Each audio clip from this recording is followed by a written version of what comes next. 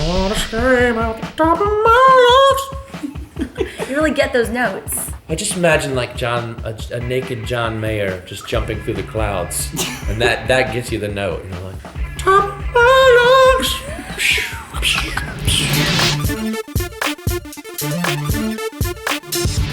Hey everyone, welcome to the Partners Project. I'm right now with Mark Douglas from The Key of Awesome. Yep.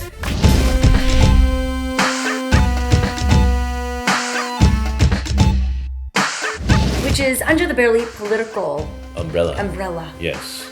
Well, we started off, we're barely political, and we started off with the Obama girl. We did a lot of political videos. That was our main thing. There was that really exciting political season, and then Obama got elected, and it kind of died down. There was this shining moment when pop culture and politics collided, but then that sort of died down, and we're like, nobody cares about politics anymore. So we started skewering pop culture.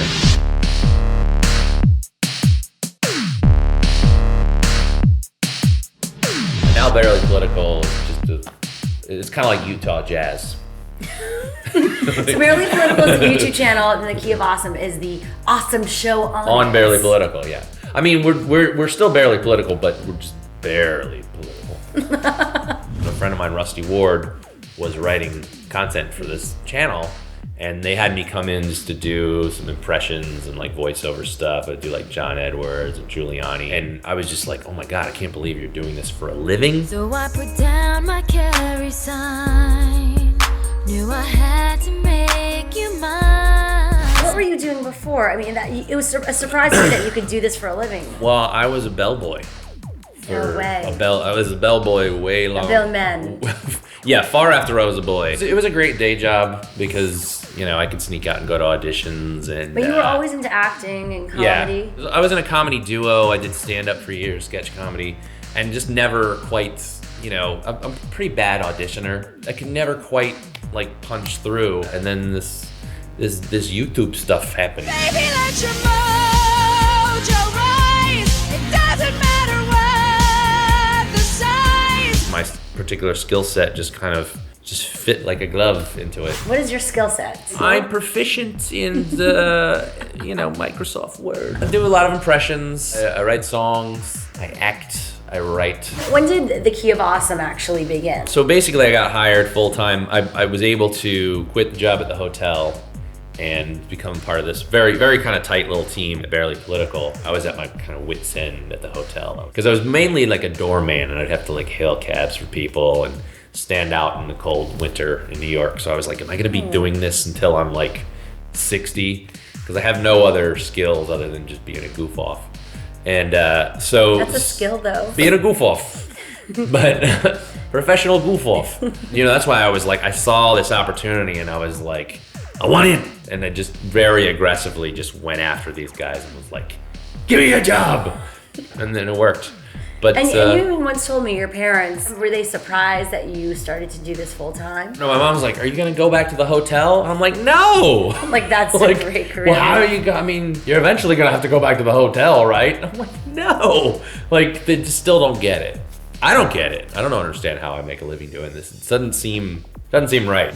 What is The Key of Awesome all about? It's about making funny songs. Mm-hmm. It's about taking aim at pop stars and sort of calling them out on their BS. The Key of Awesome kind of comes out of me getting mad at things that other people don't really care about. I'll watch a video and be like, that's so stupid. Why are people falling for this? How is John Mayer getting away with acting like that? You wanna know how to get laid? It's really pretty easy.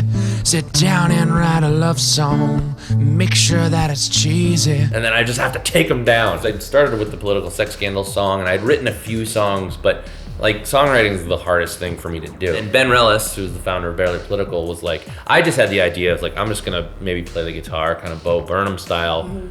Just come up with a song every week, and he was like, let's make that bigger. I was like, okay. So then it's the pressure is even more. We're gonna make a huge video every week. We started off with a song called Kittens on the Web, which was kind of a Metallica parody about a girl who's obsessed with kittens on the web. Now you have become obsessed with kittens on the web. So we started and we kind of experimented, and then we did a Lady Gaga parody, and that blew up. That blew up. I like to jerk and twitch. This is how I dance. Then we did a Kesha parody, and that was the first time I said, all right, I'm gonna do this Weird Al style, and I'm gonna actually just have it sound exactly like it, but change the words. Because before I was kind of doing sound-alikes, which is harder but kind of more rewarding in some ways. But I was like, let me just try to just parody the exact song. Wake up in the morning looking greener than Shrek. Where's that donkey? Sleeping in a tub can really mess up your neck. And the Kesha one was the first one I did that way, and it just kind of took off like a rocket. You guys are so spot on with those, even from the Eminem one. You did a great Eminem impression. Thank you. I was saying last night, you gotta be careful with your Eminem because it will go into Pee Wee Herman. Because like, I'm not afraid. Like it's just right on that edge there. I'm the world's greatest rapper, a fact that's undisputed. But for some reason, I act like I'm persecuted. What's cool about this job is that it's just all the stuff that I would get in trouble for doing my whole life is now it's my job. What's your favorite It's kinda character weird. to play? I enjoy playing Eminem because it's hard. It wasn't so much as hard to get the voice down as it was to just try to write like him. I still don't feel like I really nailed it. It was just days of just pulling my hair out to get something that was even close to the way he kind of is insane rhyme scheme. He spits his lines up every time without any rehearsing. Sometimes he rhymes about himself in the third person. So that was like really challenging, and I didn't think I was gonna be able to do it. And I really pissed off some Eminem fans. Oh, really? Which was kind of fun. So you enjoy the angry fans, Well, at times, yeah. the angry commenters. Well, no, I don't. I enjoyed it in that case, but it's funny. I do get my feelings hurt still. You do? I do. You're a sensitive guy. I am. I'm very sensitive. This couch, this is where you shot your Bruno Mars video. Gave you all my string and my fingernail clippings. I hope I don't sound deranged, but I'd chop off my head for you. Yes, I played Bruno Mars. And the writing, I must say, the writing is so hilarious. How long does something like that take? It depends. Sometimes they come out pretty easily. Now they've been harder. I just get like, oh my god, I want this one to be as good as Because the now other that ones. you get so many views, and then you're trying to and I just keep want the it expectations high. I want it to be good, and you want to kind of do something different every time, and so there's a lot of pressure. But this one took maybe about a week. Let's go through all the characters that you play. Well, Batman has become a big character that I do. The first Batman video that I did was Batman playing his own game as Mortal Kombat versus DC Universe, and just him being really bad at playing his own game. And just like, Getting the really B bad. button's not working.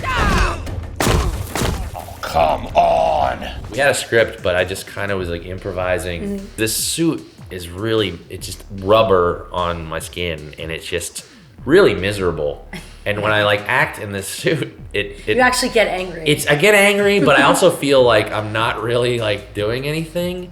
And then for some reason I'll watch it back. I was like, hey, that was really funny. It's like, it's this weird hindrance that I have to kind of like act through, and it makes just very mundane things kind of funny. So this is the Flatiron Building. It's one of the world's first skyscrapers. It was originally called the Fuller Building, but because of its triangular shape, it's a lot less fuller than most rectangular buildings.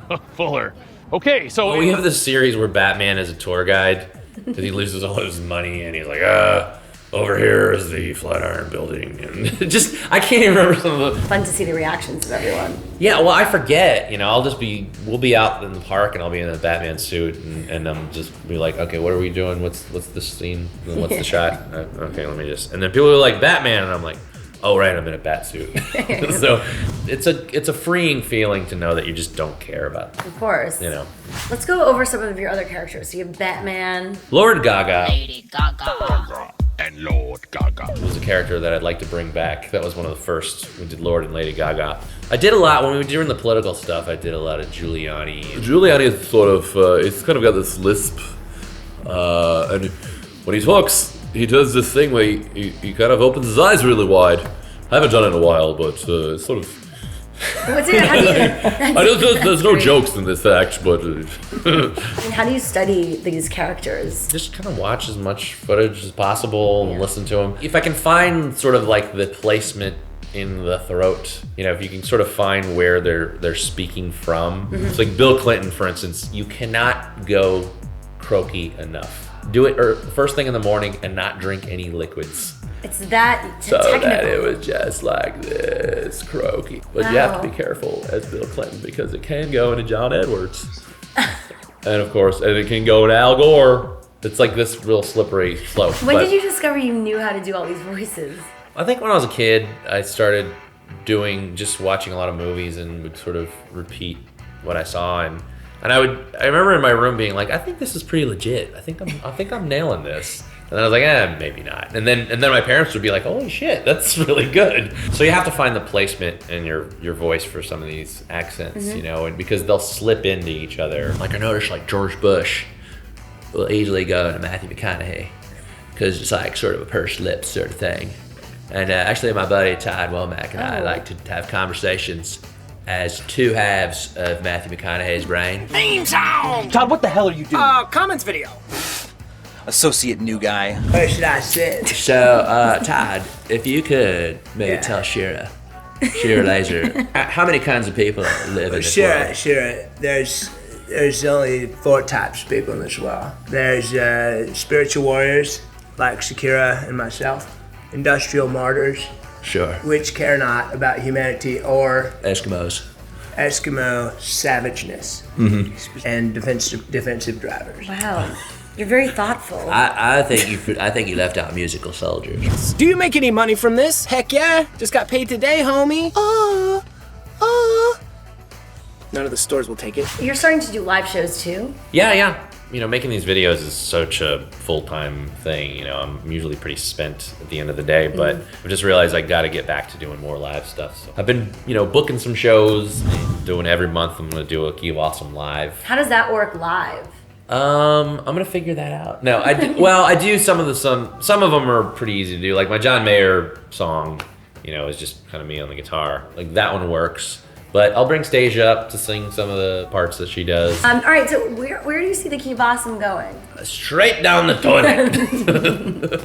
Hopefully it'll just get more and more popular, and I don't think it's like hip to just want to make a TV show, but I'd like to make a TV show. I'd like to make a TV show. I'd like to stay on YouTube.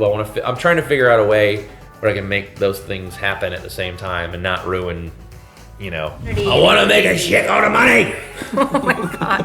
Well, Mark, you were awesome as usual. Well, thank you so much for inviting me to your mansion. Yeah, I'm very successful. I think the owners are here. No. Get out. Thanks so much for doing this interview and for letting me sit on your Bruno Mars couch. It's nice and soft. Just like Bruno.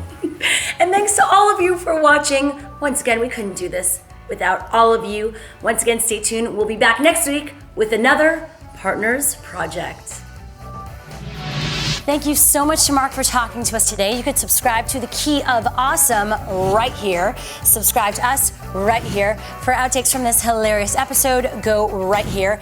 And stay tuned next week. We are talking to, are you ready for this one, guys? Smosh, one you've been all waiting for. So ask all your questions for them in the comments below. See you soon.